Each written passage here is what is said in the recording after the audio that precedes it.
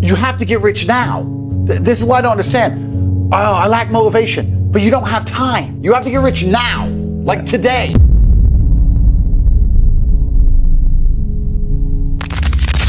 If you're a man and you're not trying to become rich and powerful, I don't know what the fuck you're doing with your time. If you're a man and you're not motivated to do anything it takes to get into the winner's circle, because it's about 50 people on the planet, the main characters. If you're not dedicated, you don't have the motivation, if you're not prepared to do whatever it takes to get to the top, I don't know what the fuck you're doing with your life. But I promise you, although the climb is difficult, it's arduous, yeah, sure. It's gonna hurt on the way up, but it's worth it. I realized I had to get rich when I was 16 years old. I've told this story before, but I was walking to college with 3 of my friends and a guy burnt past in a red Ferrari. And I said to my friends while we were walking, how does this man have 300,000 pounds for a car when none of our families even have cars? Back then, the world was different.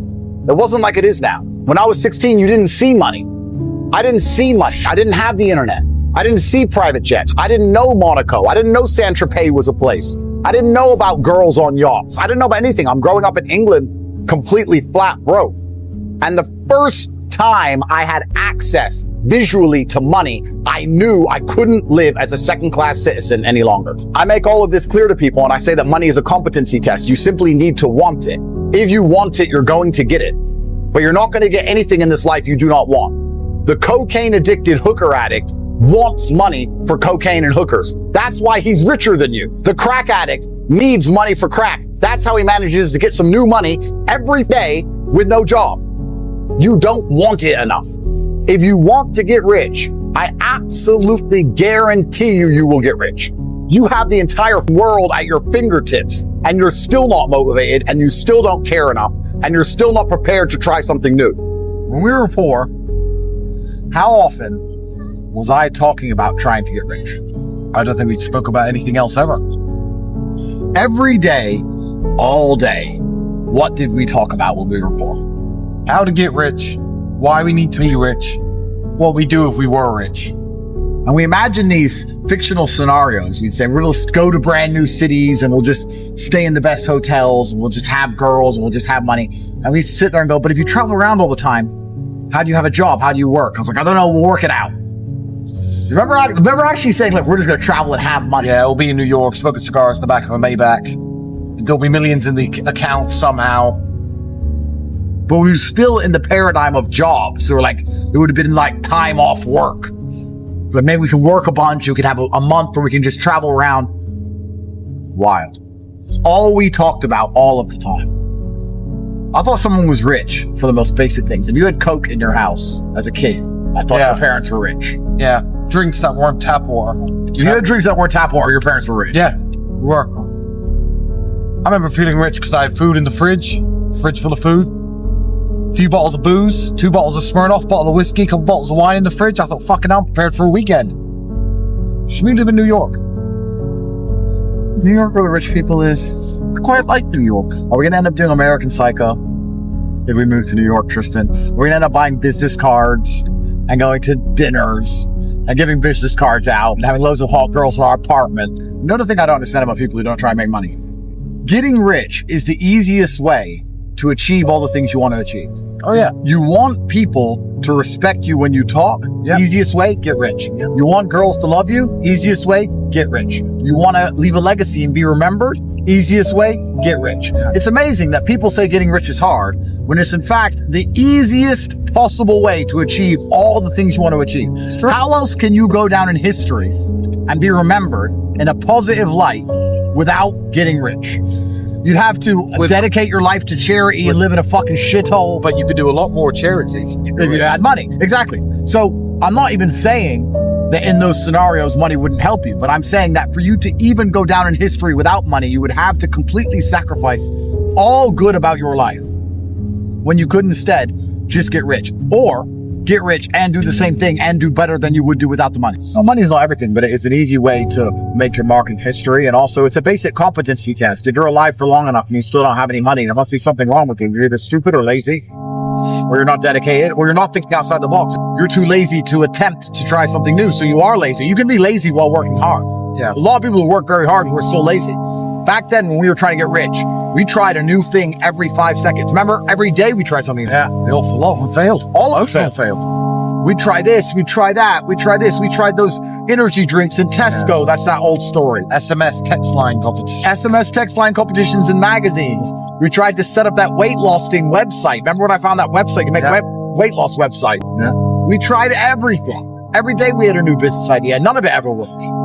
But most people are not prepared to keep trying new things. When we say to people, guys, here's something you can try, often they go, yeah, but I've already got something. Well, then do fucking both, idiot. Yeah, exactly. Sleep less. Sleep less and get rich. Sleep 2 hours less a day. You either want it or you don't. Truthfully, if you want it, it's impossible to fail. Yeah. It's actually amazing how impossible it is to fail. Everybody has to play the game of trying to get some money. Everyone. Everyone on planet Earth, no matter who you are, no matter how much of an anti-capitalist hippie you are, you have to play the same game as everyone else. Try to get some money to do the things that you want to do. So you may as well get good at it. It's true. If something about life is certain, get good at it. Like war, like violence, and like making money.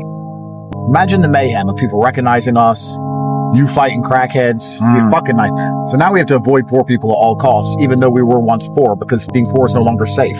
No wonder they avoided us. I was like, why have I got any rich friends? Now I know. They were avoiding me. Can't blame them. You know? Can't fucking blame them. It's always a risk with the brokies, you don't know. Yeah, right. You're right. Only a few of them are ever going to make it out. Most of them are going to stay exactly where they fucking are. Angry, sad, and bitter with Twitter accounts. Stay away from them. Angry, sad, and bitter on Twitter. Hate's not the brand. You can't build on hate. You can hate someone with all your heart. You can't build on it. You can't get rich from it. All that time posting hate about someone else, you can't build on hate. But build on love by empowerment. You can't build on hate. It's not you can't monetize it. No one gives a shit that you're a hater. Yeah. That's why they're only going to lose and we're just going to keep winning. This goes back into what we were saying earlier, right? This is why I'm so happy for there to be losers. Because for there to be a winner, there has to be a loser. The reason it's so easy to win in the world today is because the majority of people are perfectly prepared to lose. Yeah. You just described, you have to wake up and you have to give a shit. You have to wake up and go, you know what? I'm responsible for my health, and I'm responsible for my finances, and I'm responsible for my family, and I'm responsible for the decisions I make, and I'm responsible for my work ethic, and I'm responsible for my motivation, and I'm gonna win. That's all you have to do to be monumentally wealthy. Yeah. And the reason it is so easy is because most people can't do that. If everyone could do that, then to win would be hard. So I would hate for all the losers to start being winners, because then it's hard for winners to win. Yeah. And I still want to win against the winners. But luckily, God has put us in this version of the simulation where it is so brutally easy to surpass everyone around us. I look at people and just go, you haven't even tried. It's like a race and the gun goes off and I start running as fast as I can. And I turn around and no one's even moved. Yeah. So I'm like, all right, well, I'll jog then. And I'm nearly done and no one's even moved. Then I start walking. Then I just lay down and just have a rest. And I look at the back of the finish line, the start line, and everyone's still standing there. I don't feel like running. I'm not motivated. I'm stressed. Like, they're all just standing around the fucking start line. Yeah. And I'm right there at the finish line. And they're telling me like, oh, you're a bad person because you have money. I just gave a fuck about my own life. Like, I just cared. How there are people waking up each morning and not giving a shit about their own life. Who do you expect to wake up and give a shit if you don't? Or even you or me, do you think any of us wake up and go, John, I really need to get John a Ferrari. I really need to get John a Ferrari and a hot bitch and a nice big house. Today I'm gonna focus on John. No, we'll help you if you're here to help, if you're here to be helped. Now you care. No, you care about John. No, the point is, if John cares about himself, then you'll be able to help. Then I'll help him. Yeah. But if John doesn't care about himself, I don't care about John. People don't give a shit. And then they expect someone else to give a shit more than they do. And this is the point I was making about John. If you don't care about your own life, no one's gonna ever care about your own life more than you do. You're just gonna perpetually lose and perma-fail. Yeah. That's all you're gonna do. You're gonna perma-fail. Yeah. And it's not my job to drag you up from the gutter. Like you said, free newsletter, fantastic. That still exists. You know, this is another thing that's so incredible about the internet, and we'll tie it into your business as well, about the internet and about computers and these things. The dream, the primary objective of financial freedom isn't Lambos and yachts and these things. It's to not have constant anxiety, stress, and worry and complaints about health or having children or your mother needs you or your car breaking down. It's just knowing that all of life's little problems can be fixed because you have money, because you can pay someone else to fix them. To achieve this dream, men in the 1800s would get into wagons and cross the uninhabited terrain or the unexplored terrain of the United States, risk murder or kidnapped by the Native Americans, risk malaria or typhoid, and they'd spend 6 weeks traveling from the east of America to go all the way out west. And if they made it alive, they'd buy a shovel and stand in the desert heat all day long, digging in the sand for little pieces of gold. Yeah. The gold rush, people lost their lives for a chance at financial freedom. And nowadays you say to someone, you haven't got to do that. You haven't got to go die in a trench. You don't have to take a 6-week journey across unexplored terrain and risk your life. You haven't got to do that. You know what you have to do? You have to type on a keyboard. You can be rich if you type on a keyboard. They're gonna go, yeah, later.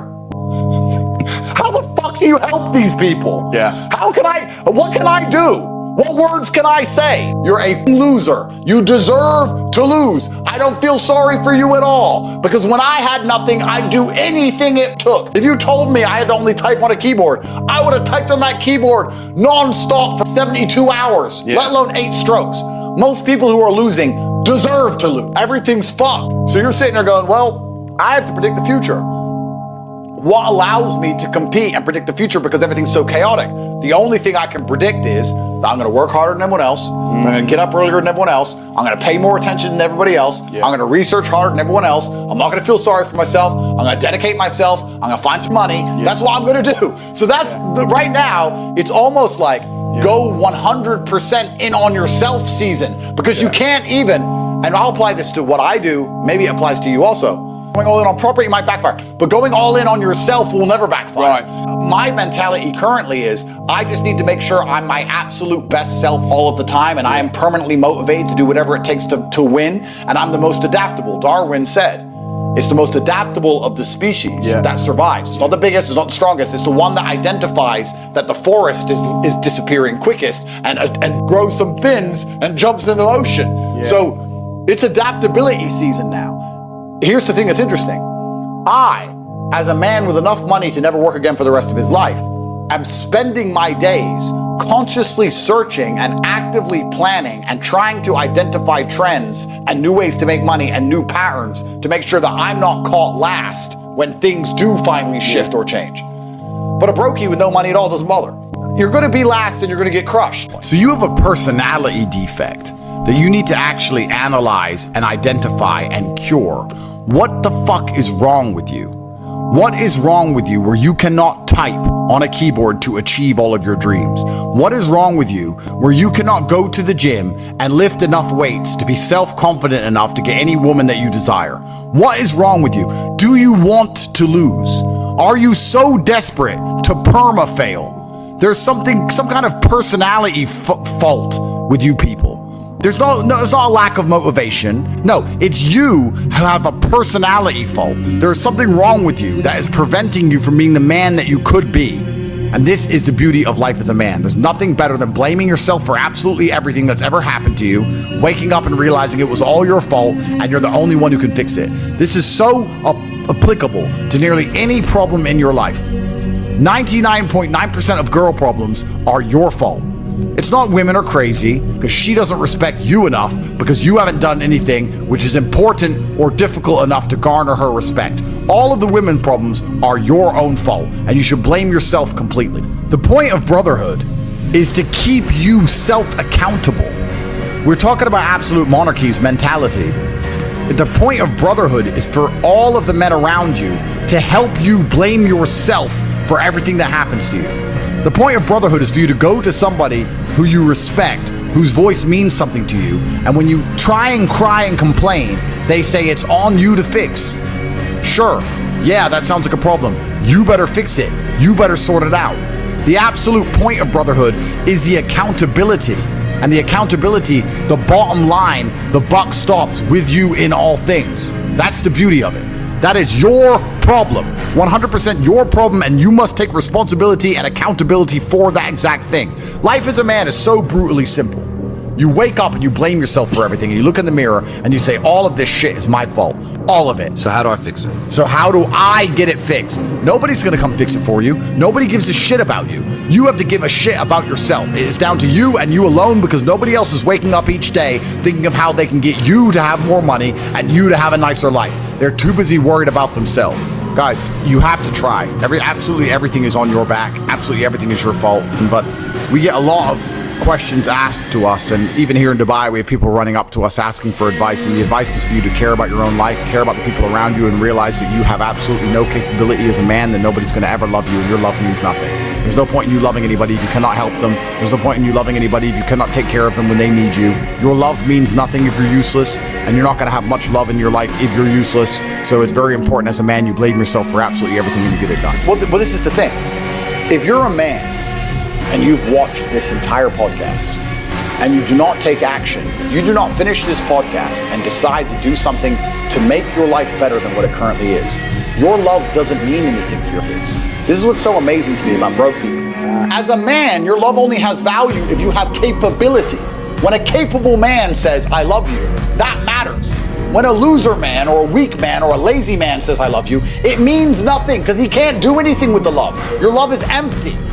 Women know this intrinsically. This is why when a loser says to a girl, I love you so much, she's like, I don't care, because she knows you can't help her. You can't improve her life. You can't protect her.